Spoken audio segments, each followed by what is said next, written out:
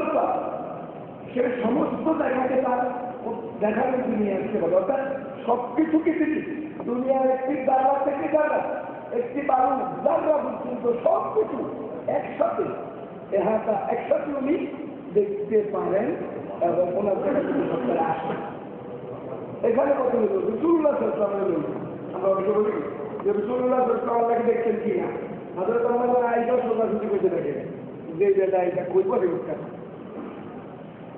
কিন্তু সমস্ত ওলামায়ে আহলে সুন্নাত ওয়াল জামাতের ওলামায়ে কেরামের কথা হলো রাসূলুল্লাহ সাল্লাল্লাহু আলাইহি ওয়াসাল্লাম তাকে দেখছে, তবে কথা হলো দুনিয়াতে না, কারণ দুনিয়ার সীমানা কতটুকু, জমিন থেকে আসমান দেখছে।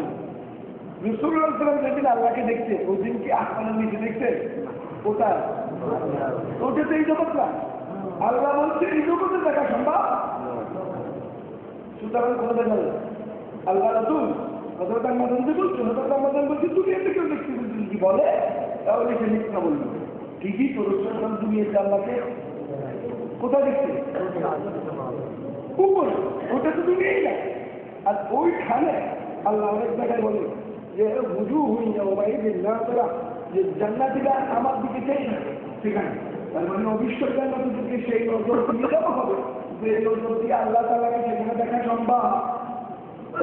ওরা যদি বলছে না বিলকুল একটা চোখ দ্বারা তাকে কমপ্লিট ক্যাপচার করা সম্ভব নয়, সেটা দেখানো জান্নাতও আল্লাহ তাআলাকে পরিপূর্ণরূপে এক চোখে নিয়ে আসা সম্ভব। মানুষের দৃষ্টিশক্তির দিকে পরিপূর্ণ সূত্রতে বাড়িতে নিয়ে আসা সম্ভব। যেমন হযরত মূসা আলাইহিস সালামকে আল্লাহ কি বলছিলেন? রাব্বি আরিনি, আল্লাহ আমি তোমার দিকে ঘুরতে চাই। আল্লাহ বলে তুমি আমাকে দেখা সম্ভব? এরপরে কি হইল? ওই যে কথাটা অর্থাৎ মূসা আলাইহিস সালামের পক্ষে আল্লাহকে সওয়াল করে দেখা সম্ভব।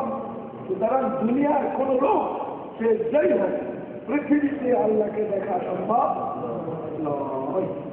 এখন কত হইল? রাসূলুল্লাহ সাল্লাল্লাহু সাহাবায়ে কেরামকে নিয়ে এক জায়গায় গেছেন, অনেক সাহাবীরা সেখানে আছেন। এই অবস্থায় রাসূলুল্লাহ ওয়াজ করলেন যে দেখো চন্দ্রটা দেখো, সবাই উপর দিকে তাকালে বললো যে এটা দেখতে তোমরা সবাই মিলে দেখছো, কোনো সমস্যা হয়েছে? সাহাবায়ে কেরাম বললেন যে সবাই দেখছি, সবার চোখের ভিতরে এটা আসছে। বলে দেখো কালকে আমাদের মাঠে আল্লাহকেও তোমাদের দেখতে এমন কোনো ঝামেলা, অর্থাৎ সবাই একসাথে হারাহারি করে দেখতে হইবে, আমার কোনো সমস্যা হবে না।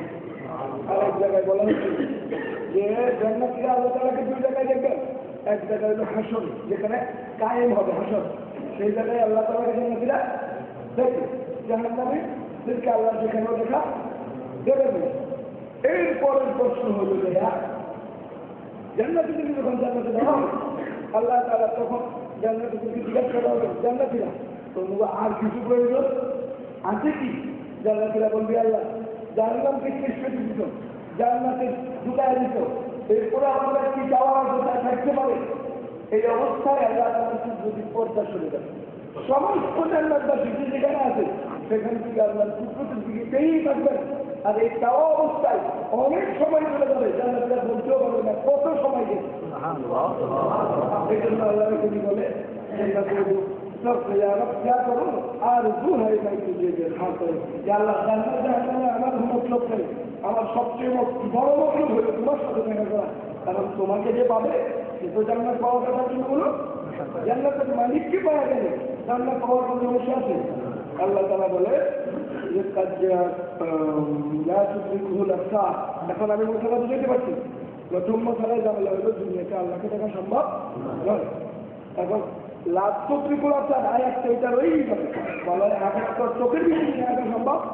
হ্যাঁ আল্লাহ দেখা দেবেন, যতটুকু দেখলে আমরা মন করবো ততটুকু দেখা আল্লাহ তাআলা দেবেন, সেখানে দুনিয়াতে সম্ভব নয়। রাসূলুল্লাহ সাল্লাল্লাহু আলাইহি ওয়াসাল্লাম দরকার নাই, কারণ রাসূলুল্লাহ সাল্লাল্লাহু আলাইহি ওয়াসাল্লাম যে আল্লাহর সাথে মোলাকাত করতে দেখা গেছে সেটা কিন্তু এখানে ওই জগতে, ওই জগতের কথা সেখানে যদি একজন মানুষকে আল্লাহ দেখবার সুযোগ করে দেয় সেখানে আল্লাহ নবী কিন্তু এখান থেকে ঝামেলা কিছু। আবার আমাদের আয়েশার হাদিসে দুনিয়াতে যাওয়া দেখবার দরকার নাই, কারণ আমাদের আয়েশা দেখতে বলছে দুনিয়াতে দেখতে বলে বলছে আসলে রাসূল দাঁড়িয়ে করে আমি এখানে দেখছি, ওইখানে সফর মোলাকাতে দেখতে বলছি। তারপরে বলে قد جاءكم بصائر من ربكم যে মুহাম্মদ সাল্লাল্লাহু আলাইহি ওয়াসাল্লাম আল্লাহর পক্ষ থেকে নিদর্শন নিয়ে আসছেন। আমার নাম করা ভালো আসছি মানুষ তোমরা যারা আল্লাহর এই নিদর্শন